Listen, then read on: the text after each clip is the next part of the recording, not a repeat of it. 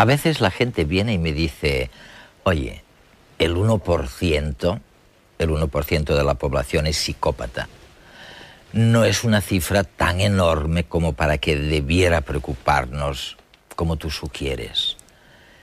Y sin embargo, yo les tengo que responder enseguida que este 1% en realidad se transforma en el 15% de la población reclusa simplemente porque los psicópatas cometen más delitos y más variados que el resto de los reclusos.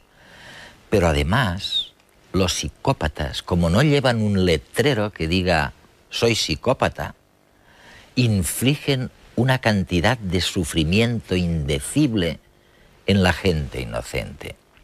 Afortunadamente, estamos descubriendo, mediante evaluaciones muy precisas, quién tiene más posibilidades de ser psicópata.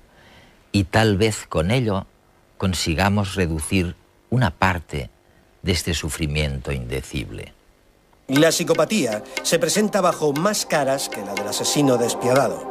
Los psicópatas tienen formas más sutiles de hacer daño que la agresión física. Muchos de ellos llevan trajes impecables, conducen coches de lujo y ocupan puestos de responsabilidad. Tu jefe podría ser uno de ellos. Robert Hart vuelve a redes para hablarnos de peligros que muchas veces preferimos no ver. Bueno, la gente dice que un 1% no es demasiado. Y un 1% de la población, sin embargo, es psicópata. Lo importante es que más del 15% de los reclusos son psicópatas. Lo que significa, obviamente, que cometen más delitos y crímenes que la gente en general. Tú también has sugerido que cometen una mayor variedad de delitos y de crímenes. Es así, ¿no? Sí, yo he sugerido que quizá el 1% de la población general es psicópata y el 15% de los reclusos. El problema es definir lo que significa psicópata. Es como preguntar cuánta gente padece hipertensión arterial. Claro, pues depende de dónde sitúes el umbral. Y tradicionalmente, en la investigación y la práctica de Norteamérica, se define al psicópata como alguien que puntúa 30 de 40 en esta escala de 40 puntos que he creado, el test revisado de evaluación de psicópatas. Y si partimos de esto para definir la psicopatía, y no es una definición mágica en absoluto, sino un instrumento de trabajo práctico, entonces alrededor del 1% de la población general... Resulta que lo es. En cierto modo, entonces, todos tenemos algún elemento de psicopatía, ¿no? Vaya, suena interesante, pero lo más probable es que no sea así. La psicopatía es una dimensión, así que es cierto que hay grados de psicopatía, pero la inmensa mayoría de la gente puntuaría alrededor de 0 a 1 en esta escala concreta. Ahora bien, una cosa está clarísima. Los psicópatas son incapaces de sentir empatía, de ponerse en el lugar de otra persona. Aunque saben lo que hacen, no sienten ningún tipo de remordimiento. Su conciencia no les dice que han actuado mal. Saben que obran de un modo que la sociedad considera erróneo. Entienden las reglas del juego. Las conocen perfectamente. La conciencia implica conocer las reglas, pero también sentir que uno debe cumplirlas, y en su caso no es así. Un psicópata entiende las normas y puede ponerse en la piel de alguien intelectualmente o cognitivamente, pero no emocionalmente. En su conducta falta uno de los elementos más importantes de la humanidad, es decir, cómo se pueden sentir los demás. Y esto significa, por supuesto, que pueden actuar sin tener que preocuparse en absoluto de cómo repercuten emocionalmente sus acciones en nosotros. Los psicópatas son personajes habituales tanto en el cine como en las novelas. Y es que hay algo en su personalidad que los hace especialmente atractivos, casi morbosos. Normalmente se recurre a los ejemplos más extremos, asesinos en serie y criminales sangrientos que aterrorizan a todo el mundo. Pero no todos los psicópatas matan. Algunos pasan totalmente inadvertidos, al menos para los que no sufren su personalidad maligna. Podemos encontrar psicópatas en cualquier sitio. Tu hermano, tu jefe o la cajera del supermercado podrían ser algunos de ellos. Se calcula que los psicópatas son el 1% de la población. Eso quiere decir que en España hay más o menos 447.000 psicópatas.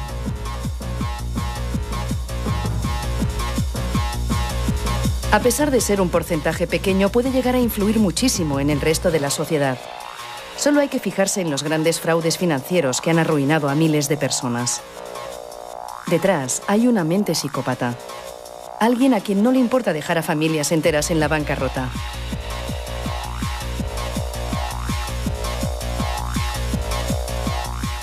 Y no les importa porque no saben lo que sienten los demás. Los psicópatas no tienen empatía. Son incapaces de ponerse en la piel de los otros. Pueden entender cómo piensas, pero nunca podrán entender cómo te sientes. Tampoco tienen conciencia, ni miedo, ni remordimientos. 3 características ideales para ser un buen embustero. Destacan como jugadores de póker, se marcan faroles y permanecen impasibles. Sus compañeros de juego son incapaces de descubrir cuándo mienten. Y la política también les llama la atención. Es un contexto donde el engaño y la mentira son indispensables, y de esto ellos saben mucho. Además, pueden acceder a puestos de poder desde donde manipulan a su gusto a muchas personas, en ocasiones incluso a países enteros.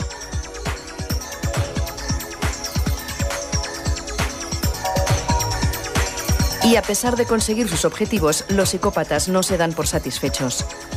La alegría y la felicidad son 2 sentimientos que nunca van a experimentar. De hecho, nunca van a sentir nada más que frustración, rabia y deseo sexual. Pero esta limitación emocional, en vez de hacerles sentir desgraciados, tiene el efecto contrario. Se creen seres superiores, perfectos. Para los psicópatas no hay nada raro en su forma de ser, al contrario, el problema lo tienen los demás. Y lo más trágico, no hay terapia para curarles porque no hay nada que curar. Simplemente son así y nada los hará cambiar. ¿Por qué? ¿Por qué los psicópatas suelen ser normalmente mentirosos, violentos y encantadores? Veamos, sin duda son mentirosos y muchos parecen encantadores. No todos tienen necesariamente conductas violentas. Para que nos entendamos, el psicópata tiene un repertorio de conductas muy amplio. Puede actuar, desempeñar muchos papeles. Si ser encantador funciona, pues lo es. Si no funciona, quizá te amenace o intente intimidarte. Si tampoco funciona, entonces recurrirá a la violencia. La clave es que todas sus acciones tienen un componente depredador. Es como cuando un gato persigue a un ratón. Al gato no le importan en absoluto los sentimientos de su presa. No entran en su conciencia, ¿sabes? Este es el enorme problema de los psicópatas. La cantidad de sufrimiento que pueden infligir a la gente que no es consciente a lo mejor de que su jefe o su mujer o su marido es un psicópata. Exacto.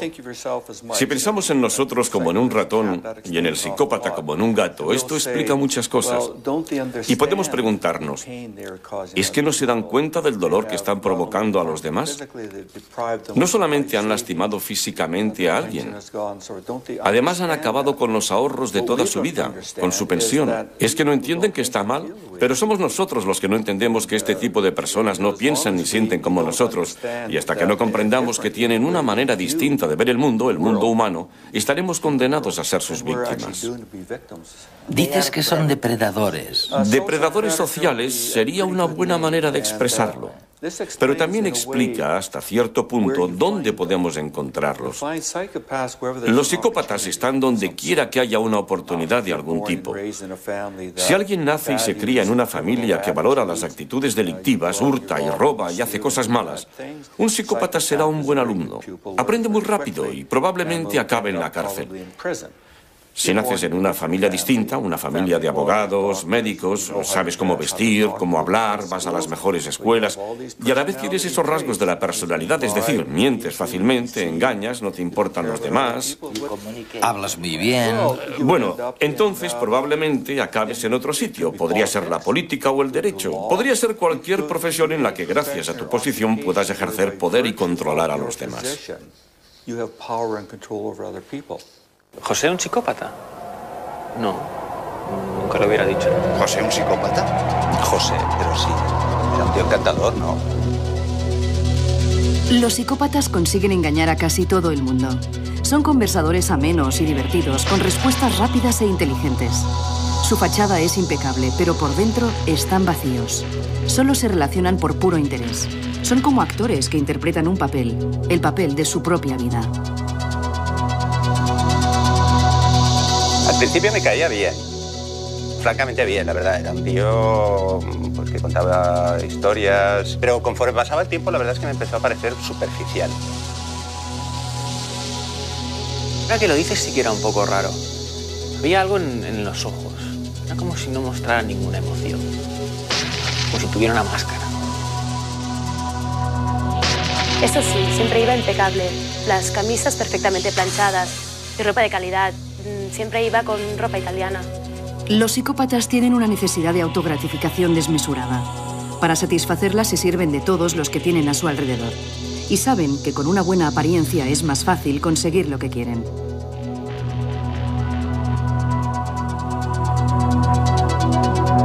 Lo que sí que te diré es que era un tío que tenía bastante cara, muy poco cumplidor. Llegaba tarde, sí, casi a diario además. Lo que pasa es que al jefe parecía no importarle, siempre se lo pasaba por alto. Son impulsivos y les cuesta mucho cumplir con las obligaciones y los compromisos. Pero también quieren destacar y llegar a lo más alto rápidamente. Son contradictorios por naturaleza.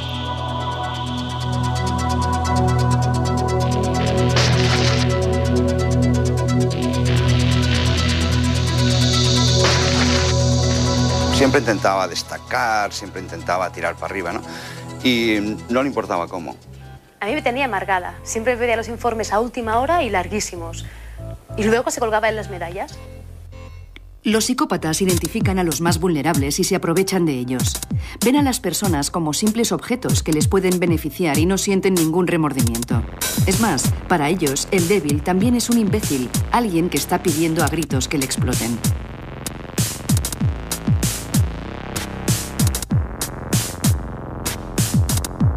Me acuerdo que incluso un día se metió en un lío gordo, porque alguien, no sé quién, recuerdo que dijo que le había robado una idea. No sé muy bien qué pasó, no me acuerdo muy bien, pero al chico lo echaron y José se quedó. Mienten y manipulan de manera natural. Además, son completamente ajenos a la posibilidad de que les descubran. Y aunque les pillen, no se avergüenzan ni se muestran perplejos. Simplemente cambiarán la historia para que sea consistente con la mentira. Viven al día, sin pensar en las consecuencias de sus actos. El futuro no les preocupa demasiado.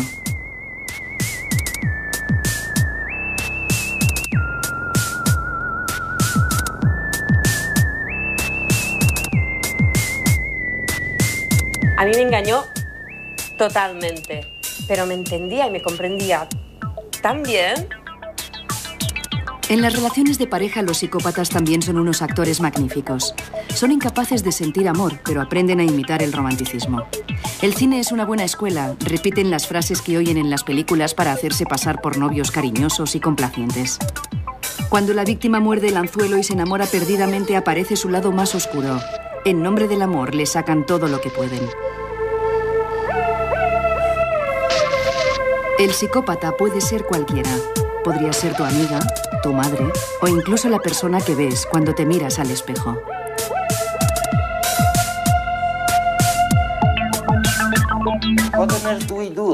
Oye, entonces, ¿qué caray podemos hacer? ¿Cómo sabemos que nos enfrentamos a alguien que supone una amenaza personal? Pues bien, normalmente no sabes que te enfrentas a un psicópata, pero sí que tienes un problema grave. Por ejemplo, Una mujer cuyo marido la maltrata se va con otras, no se ocupa de la familia. Sabe que hay algo que no funciona nada bien. Quizá no utilice el término psicópata porque no lo conoce, y muchos terapeutas, médicos, psiquiatras le dirán que la psicopatía es un mito, que no creen en ese concepto. Y la pobre mujer solo podrá decir, vaya, me enfrento a un mito, pero ese mito me pega una paliza cada noche. Es algo muy extraño. Lo único que podemos hacer, me parece, es informar al público de que hay individuos así y que funcionan de esta manera, y tal vez podamos hacer algo para evitar que hagan daño. Está claro, está claro. Pero el problema es grave, porque por lo general la víctima no tiene manera de resolverlo. La policía muchas veces no ayuda, los terapeutas tampoco. A veces los amigos creen que es la mujer la que tiene el problema. O si la psicópata es la mujer, creen que el problema es el hombre. Pero tendría que haber algo para identificarlos. Estoy pensando en nuestros telespectadores ahora, aquí en España y Latinoamérica. Quizá podamos sugerirles algo, de hecho. Tú los sugieres en tu maravilloso libro, Serpientes con trajes. Dices que hay algunos elementos antisociales, afectivos, personales o del estilo de vida que están claramente marcados. Por ejemplo, en la esfera interpersonal, ¿qué crees? ¿Son superficiales, grandilocuentes, modestos? Pueden ser todas estas cosas en momentos diferentes.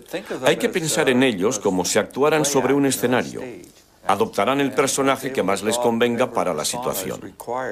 Los que lo analicen con detenimiento verán que esa actuación no es demasiado buena, sino puro juego sucio. Pero la gran mayoría no tendrá el tiempo o la energía para ir más allá de la fachada. Creerá que la persona es lo que aparenta. Habla muy bien, te dirá que tiene mucho dinero, que hará cosas fantásticas por ti. Y por supuesto nunca sucede. Pero no solemos ahondar tras la superficie. Es como si el fondo fuera menos importante que la forma. Los políticos son expertos en eso. Más de una vez me he planteado qué pasaría si un político dijera la verdad y solamente la verdad e intentara que le eligieran de ese modo. Cosa difícil. Sí, sería muy difícil. Además, creo que en la política y en el póker hay que mentir, engañar, es parte del juego. No estoy diciendo ni mucho menos que todos los políticos sean psicópatas. Pero si yo fuera un psicópata, si tuviera todas las habilidades sociales necesarias, supiera qué hay que hacer, quizá lo intentaría con la política, porque las oportunidades están ahí. Sería genial. Y de paso, con el estilo de vida, ¿qué pasa? ¿Resulta también muy variable? ¿Tienen los psicópatas un estilo de vida especial? El estilo de vida de la mayoría de los psicópatas consiste en buscar nuevas oportunidades, nuevas sensaciones. Buscan estímulos, se aburren con mucha facilidad. Por eso, normalmente no trabajan en el mismo sitio durante demasiado tiempo. No se pasan muchos años en una pequeña empresa con el objetivo de llegar a dirigirla. Lo que hacen es buscar otras oportunidades en lugares más grandes en los que saciar sus ansias. Tienden a ser bastante impulsivos, pero de una manera controlada. Cambian de trabajo rápidamente. No necesariamente se lían a puñetazos, aunque podrían hacerlo, pero normalmente no lo hacen. Buscan nuevas cosas por hacer. Y no es lo mismo que con los paracaidistas o los escaladores que asumen muchos riesgos. Exacto. Esta gente lo ha planeado todo. Sabe cuáles son los riesgos y ha decidido que lo que les toca es asumir el riesgo e intentar superarlo. Los psicópatas lo hacen de una manera natural, asumen riesgos, pero por lo general lo hacen a costa de otra persona. Si él pierde, tú pagas por ello. Y, por supuesto, son antisociales. Bueno, antisociales en el sentido de que no se acogen a las reglas de la sociedad. Mucha parte de su conducta podría considerarse legal, y a menudo lo es, porque saben operar dentro de los límites de la ley. Pero donde mejor se mueven es allá donde los límites son flexibles. Pensemos en una organización de nueva creación, o en la desintegración de la Unión Soviética cuando sobrevino el caos. ¿Qué pasó entonces? O pensemos en la antigua Yugoslavia, cuando todo se viene abajo. cuando las antiguas reglas dejan de ser aplicables. Entonces, moviéndose con agilidad en el escenario, sintiéndose en su salsa, tendremos a un psicópata aprovechándose de la situación. Lo mismo pasa con las empresas. Si impera el caos, si las reglas son poco claras, flexibles, el psicópata saldrá adelante extremadamente bien.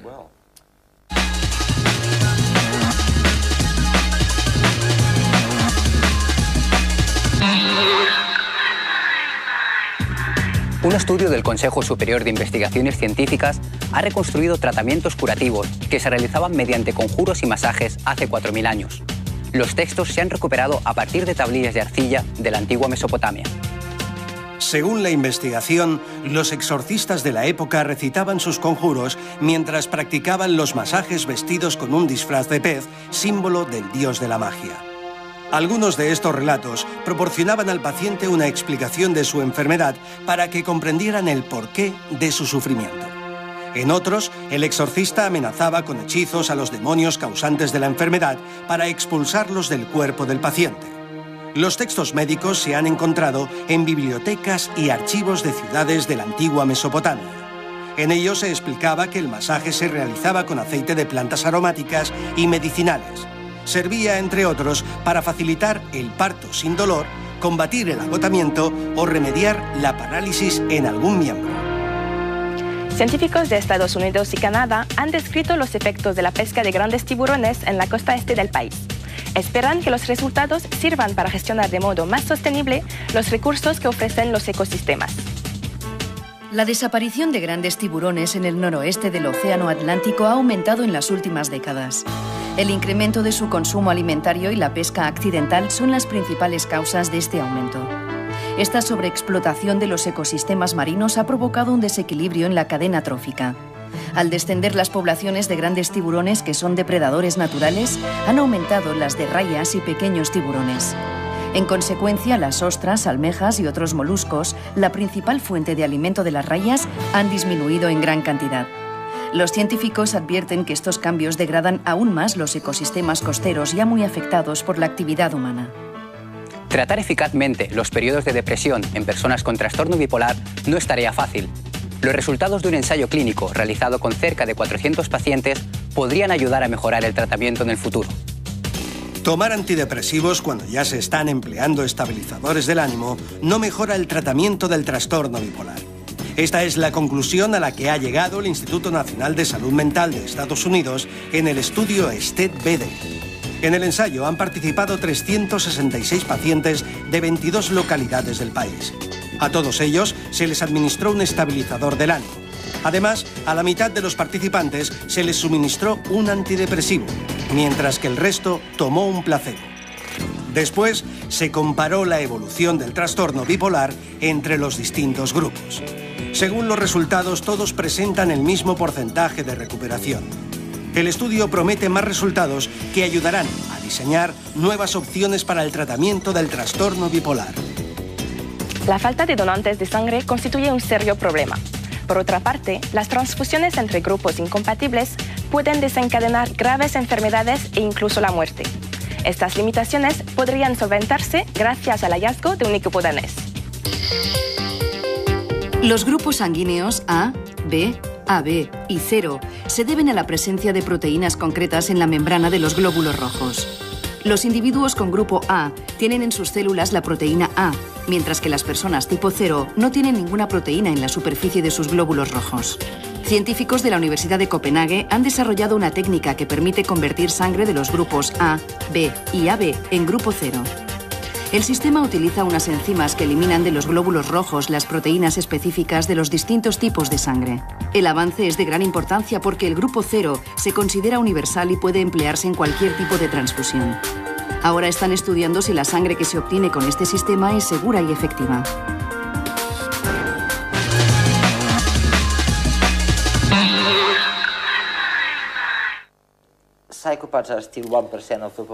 Bueno, hemos dicho todo eso y los psicópatas siguen siendo el 1% de la población. Pero este trastorno, o lo que quiera que sea, ¿es una enfermedad mental o no lo es? No. En cualquier caso, sea lo que sea, no ha cambiado demasiado. Lo que ha cambiado es el panorama desde los 90, con todas las empresas organizando o instaurando nuevas maneras de organizarse para buscar la máxima eficacia, reducir los costes de personal, ser más competitivos y avanzar a toda costa. Aparentemente muchas empresas han sido engañadas, increíblemente, y han incorporado a muchos psicópatas en su plantilla. Sí, de hecho, en muchos casos es el psicópata el que ha decidido quién debe marcharse. Increíble. Especialmente si una empresa absorbe a otra y el psicópata está allí y acaba en una posición de poder para decidir que hay que despedir a su antiguo jefe. ¿Y cómo sucumbieron a este engaño tantas empresas? Pues igual que todos nosotros. En realidad, un buen psicópata podría convencerme de que no le pasa nada malo, por lo menos a corto plazo. Si tuviera suficiente tiempo y energía para averiguar más sobre esa persona, quizá podría encontrar dónde está el problema. Pero en la mayoría de los casos las empresas no lo hacen. Los departamentos de recursos humanos no entrevistan adecuadamente a los trabajadores nuevos. Suelen confiar en la recomendación de otra empresa o... Van deprisa siempre. Sí, van con prisas. Y esa persona suena bien, parece que puede aportar algo valioso a la empresa. Ni siquiera comprobamos los currículos. Por desgracia, tenemos psicólogos y jefes de personal que utilizan test psicológicos para estudiar a la gente. Pero un psicópata puntuará normal. Estos tests no significan nada. Los psicópatas saben torearlos. ¿Cuál es la receta entonces? ¿Cómo pueden hacer una criba las empresas, digo, para evitar la manipulación? Bueno, lo primero, y esto se aplica a todas las empresas, pero no solamente al mundo empresarial. Todos nos casamos, hacemos amigos nuevos, etcétera, etcétera. Lo primero es comprobar las cosas. Si te compras un coche de segunda mano, irás con mucho cuidado. Serás consciente de que es muy probable que el vendedor te mienta y engañe. Hay que ser un poco cínicos y entender que las cosas no son en absoluto lo que aparentan. Hay que investigar. Si lo hiciéramos con nuestras relaciones personales o en los negocios, nos iría mucho mejor. Esto no significa que debamos contratar a un detective privado para analizar a cada trabajador nuevo, aunque en algunos casos no sería tan mala idea. Especialmente si existe la probabilidad de que esa persona llegue a un cargo de mucho poder dentro de la organización. Y pueda depredar. Sí, de hecho puede llegar a destruir a la empresa. Pero en algunos casos, una organización puede querer contar con un psicópata, porque sus actitudes, su personalidad y su conducta quizá encajen con la filosofía de la organización. En aquel momento. Sí, piensa por un momento en el crimen organizado, ese sería un ejemplo extremo. Pero hay muchas otras organizaciones en las que en un momento concreto, con un psicópata las cosas irían bien, todo encajaría. Sin embargo, al final la empresa acabará sufriendo, porque los intereses del psicópata no son los intereses de la empresa, sino los propios, el interés personal. Ferran Ramón Cortés ha escrito un libro en el que analiza cómo algunas personas utilizan a sus compañeros para su propio beneficio y compara los rumores que propagan con los virus biológicos.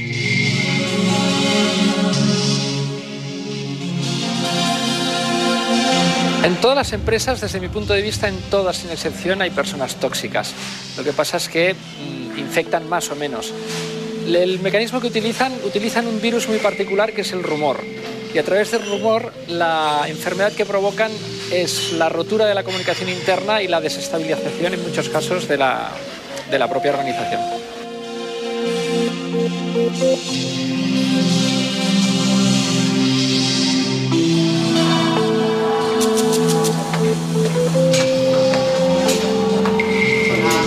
Hola.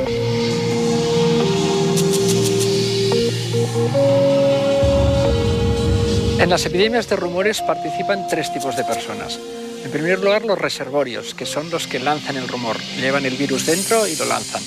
En segundo lugar, tenemos los huéspedes infectados. Son las personas que van transmitiendo el rumor de persona a persona. Y luego nos encontramos también con los inmunes. Esta gente son gente a la que llega la infección, pero no la transmiten, no se la hacen suya y son esenciales en las organizaciones para parar precisamente las epidemias.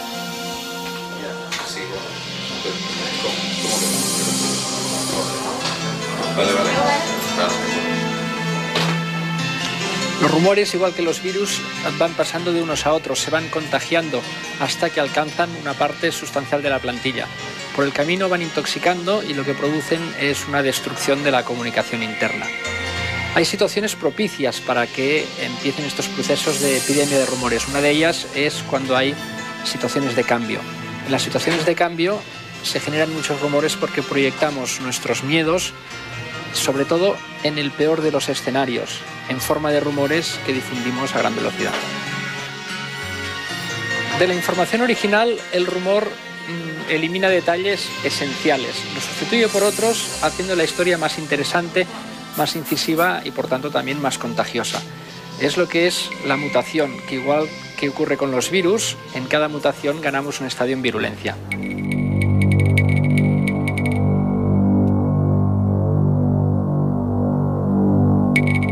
Las personas emocionalmente más expresivas son a la vez las personas que tienen mayor capacidad de contagio.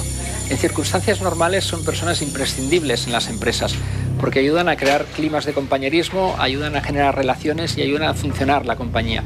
Pero al mismo tiempo, infectadas por una cadena de rumores son también las más peligrosas.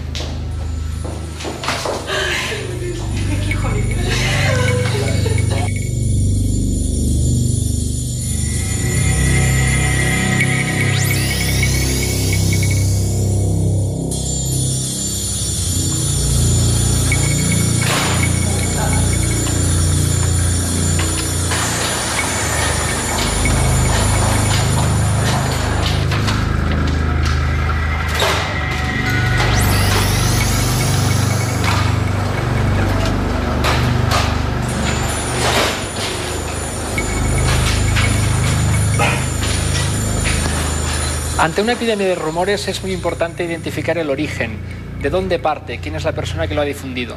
Habitualmente lo habrá hecho para manipular y reforzar su posición en la empresa. Y es muy importante saber que no siempre va a dar la cara. Igual que en las infecciones víricas puede ser un portador asintomático, alguien que no muestra la enfermedad y que es difícil por tanto de localizar y de cazar.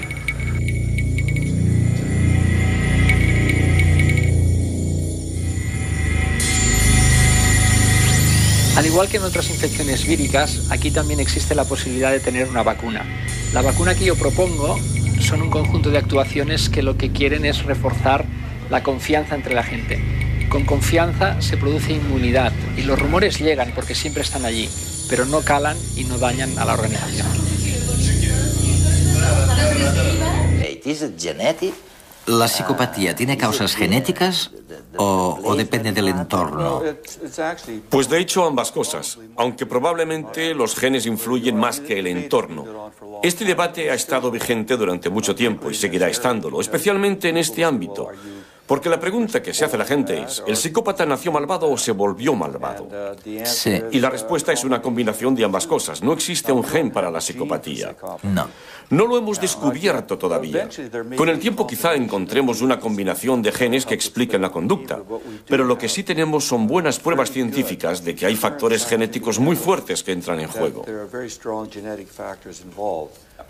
¿Y esto no plantea problemas jurídicos muy serios? Es decir, si es algo marcadamente genético, ¿cómo podemos culparlos por lo que han hecho?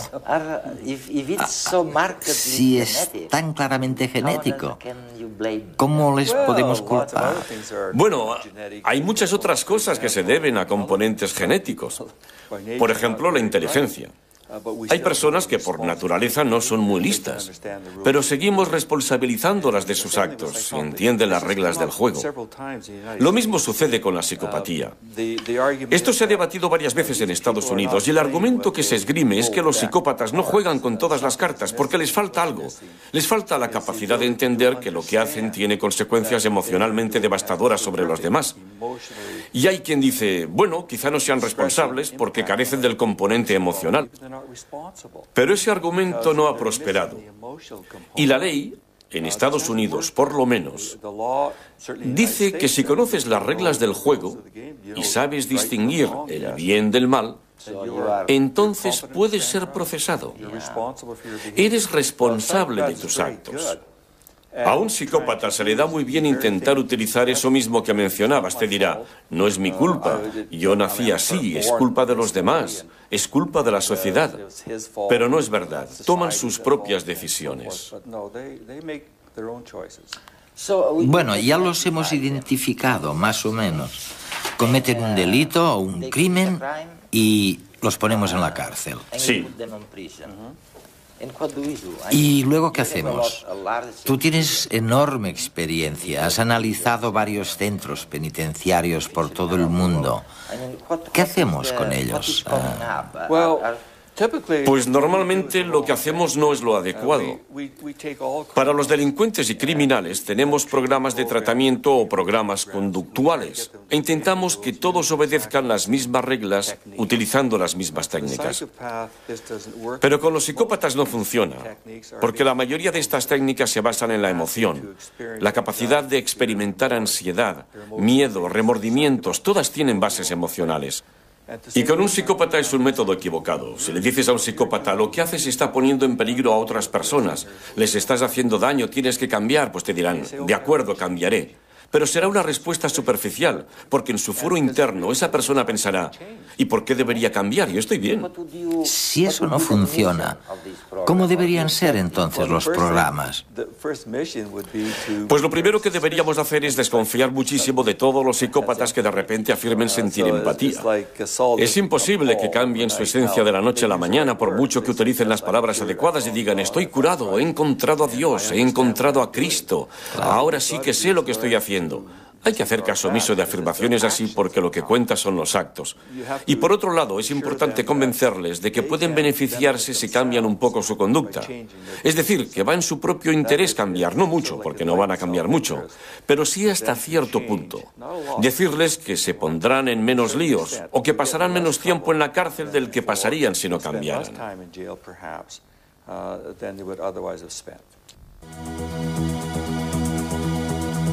El psicólogo Robert Hare es el creador del examen psicológico más utilizado del momento para identificar a psicópatas, la escala Hare.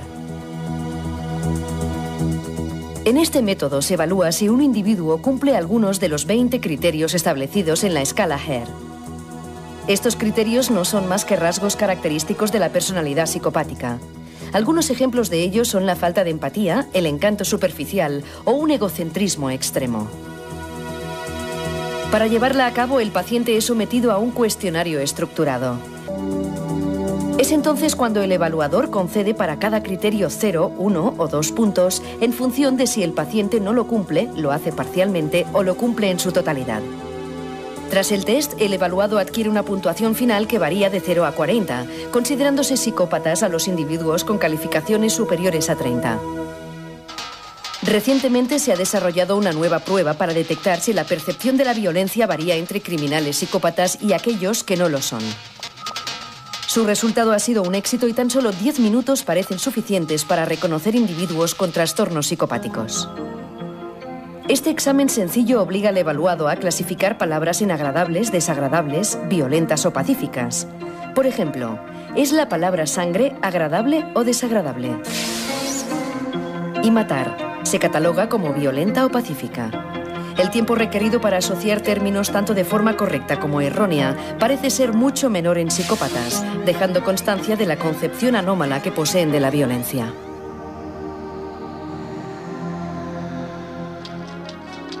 Nuevas técnicas en el campo de la visualización cerebral como la resonancia magnética han permitido relacionar la conducta psicopática con defectos biológicos.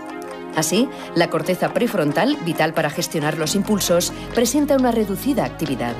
Neurotransmisores inhibidores de la conducta agresiva, como la serotonina, también parecen escasear en el cerebro del psicópata.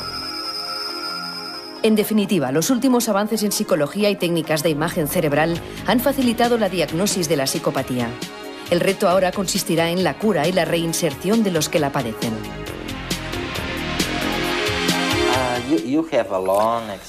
Cuentas con una larguísima experiencia, has trabajado muchísimos años en este campo. Y ya sé que es muy difícil responder a la pregunta que te voy a hacer, pero ¿crees que la cantidad de sufrimiento de la gente corriente a manos de esos instintos depredadores de los psicópatas ha aumentado con el tiempo? ¿O te imaginas que hace años era mucho peor? ¿En qué punto estamos?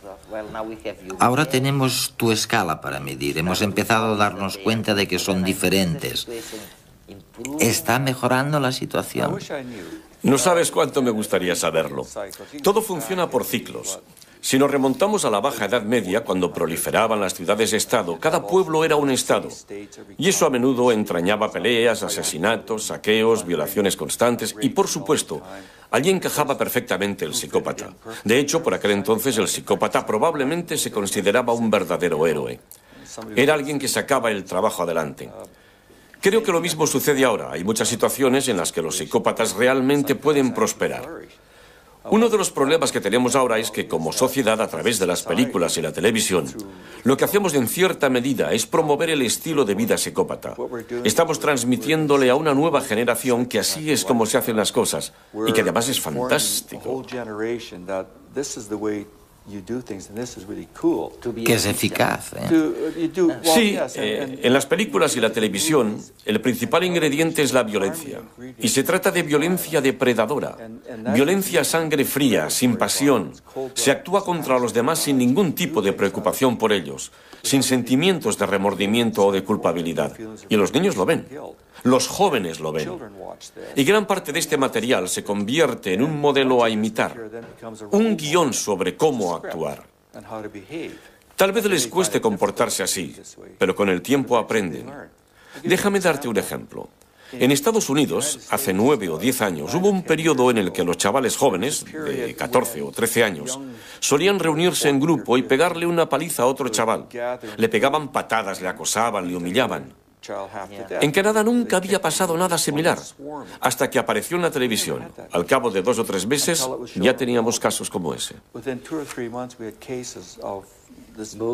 Casos de acoso escolar o bullying, ¿no? Acoso, palizas, humillaciones, se había convertido en un modelo para los niños. Por eso creo que lo que sucede ahora en nuestra sociedad es que el número de casos de la psicopatía tal vez no esté aumentando, aunque quizás sí, no estoy seguro.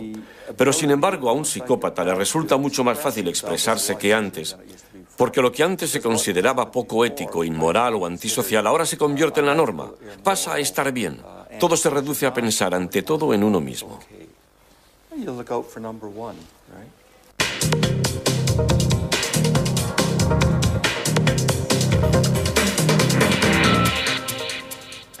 Probablemente la pregunta que más se relaciona con mi motivación en el campo de la criminología es lo que hace que las personas busquen en la violencia su modo de estar en el mundo.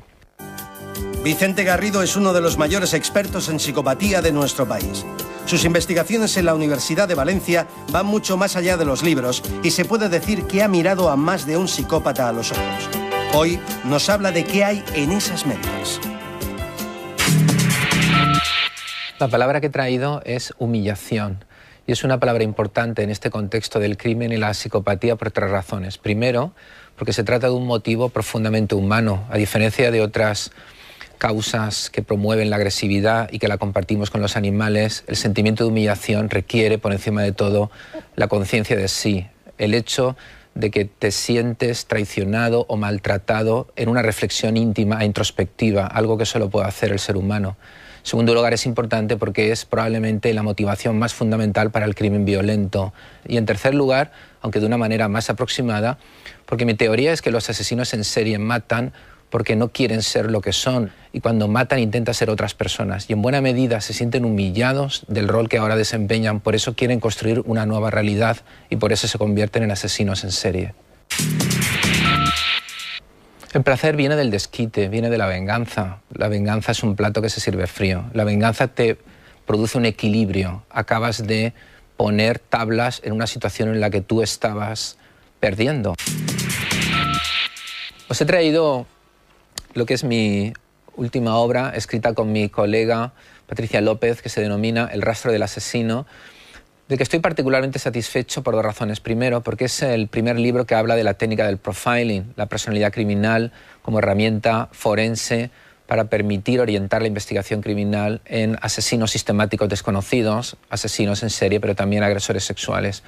En segundo lugar, porque es un estudio en profundidad de 5 asesinos en serie que en los últimos años han marcado la criminología casuística en España. Y hay un estudio analítico de cómo se llevó a cabo la investigación en tiempo real, las pistas, los problemas, las dificultades, cómo se capturaron. Y luego hay un estudio muy profundo sobre su mente, por qué hicieron lo que hicieron, por qué planificaron los crímenes de esa manera, qué pretendían conseguir, y un estudio utilizando la técnica del profiling que nos descubre la mente y las características fundamentales de la personalidad de estos sujetos.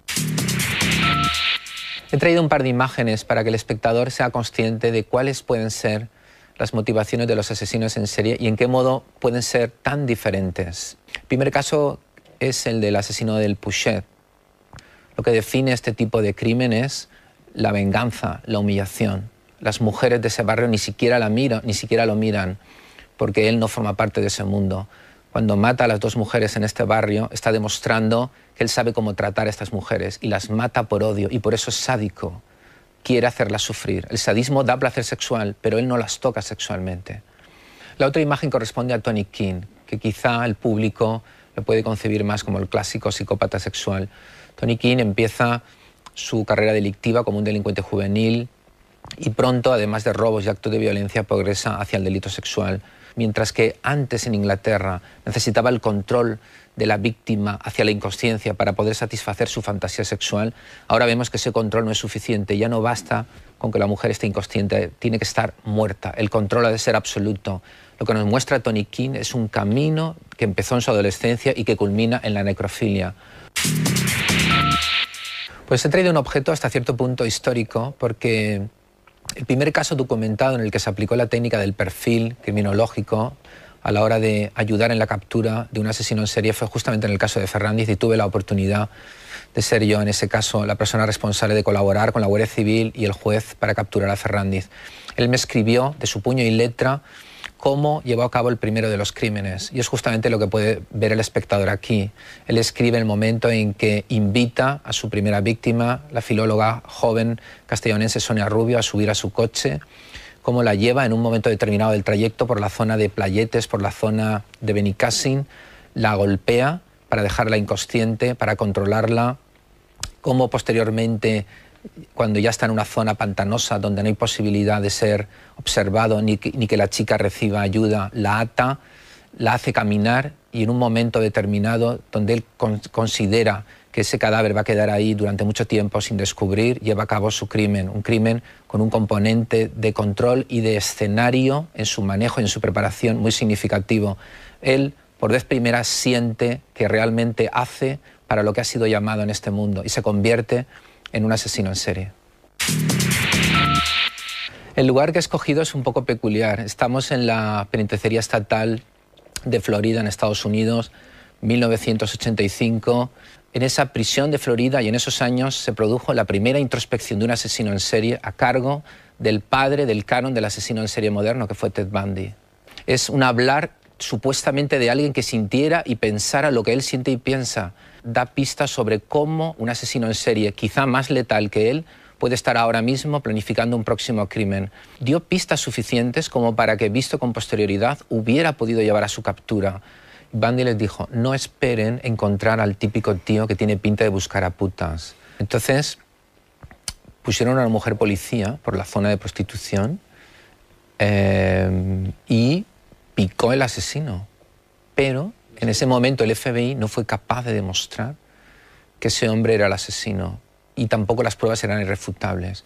Entonces, durante 20 años estuvo libre, y solo cuando se descubrió el ADN le pudieron pillar. La conclusión quizá pueda ser esta: hay personas que se defienden del mundo, que encuentran motivos para la amenaza con una autoestima débil o egocéntrica pero muy quebradiza, y utilizan una violencia reactiva, una violencia que en su perspectiva es defensiva pero que produce agresión y dolor en los otros. Otros, por el contrario, ven el mundo no como una amenaza, sino como una oportunidad para dominar, para controlar, para desear un control que otras personas ni siquiera lo pueden soñar. Son los asesinos en serie, son los psicópatas, son los agresores depredadores.